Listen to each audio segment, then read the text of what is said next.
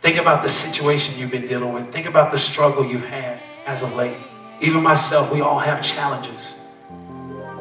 He says here, humanly speaking, it is impossible.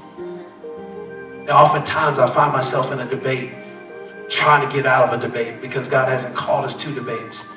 But if you look at this verse, it says, humanly speaking, we have our mind, we have our view on things. And humanly speaking, oftentimes, we'll analyze a situation and we'll come up with a conclusion. And we'll say yay, and we'll say nay. Not with God, human.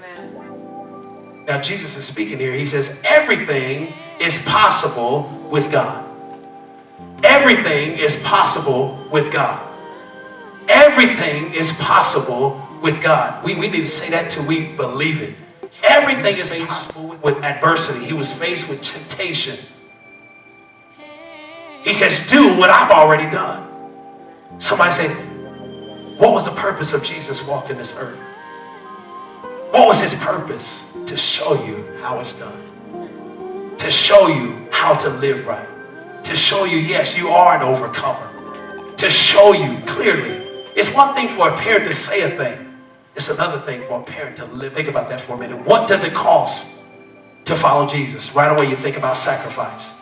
Right away you think about what you can't do. What does it cost to follow Jesus? Let me give you a simple answer. A decision. How do I follow him more effectively? How do I have more victory in my life? How do I not feel defeated? It starts with a decision. Amen. I'm going to do what he's already done. Prime example, the prime illustration of how we ought to conduct ourselves in this life. He had no care. He had no concern.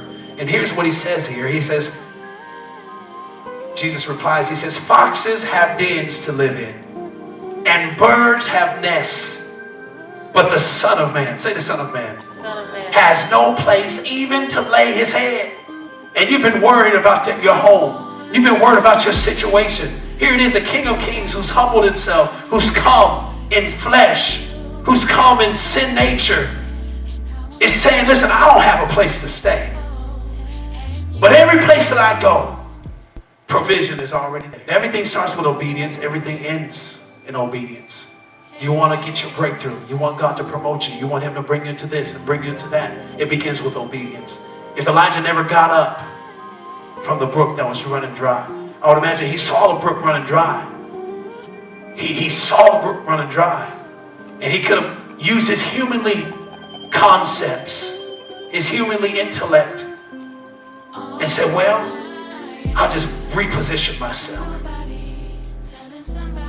God says, okay, reposition yourself, but go. It's not here. The blessing is somewhere else.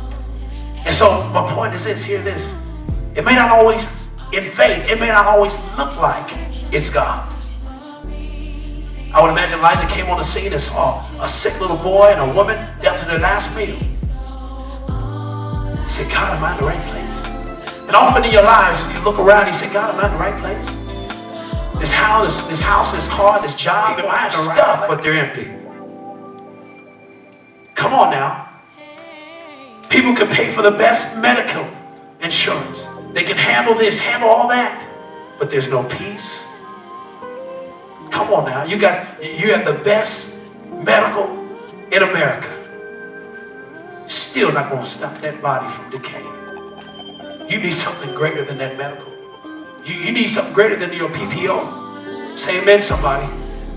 Come on now. You're not taking this house with you anyhow. And so you might as well start working on the other one. You might as well start working on the inner man.